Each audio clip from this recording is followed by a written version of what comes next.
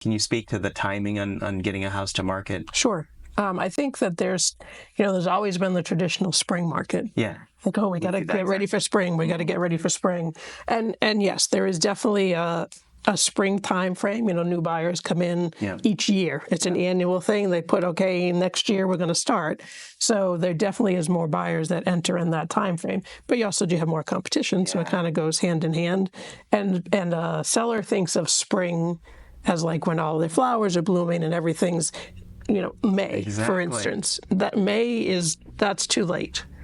If you're truly looking for that spring and the most amount of buyers, and that would be like March, weather determined. Yes, I was just going to say it, yes. Spring market can be February, March. Yeah. Right. The real estate spring market is not the spring market that people think of. Yeah.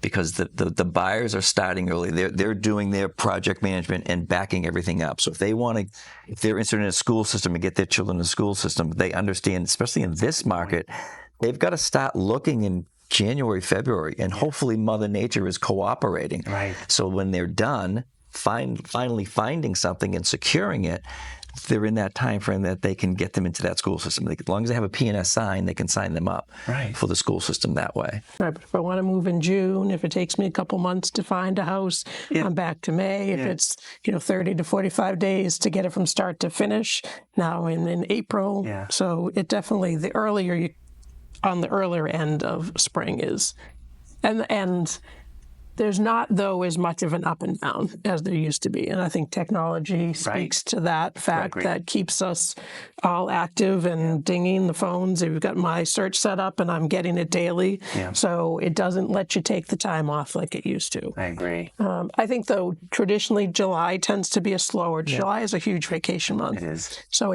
that tends to have a little bit of a slower. If someone's saying, tell me when I shouldn't.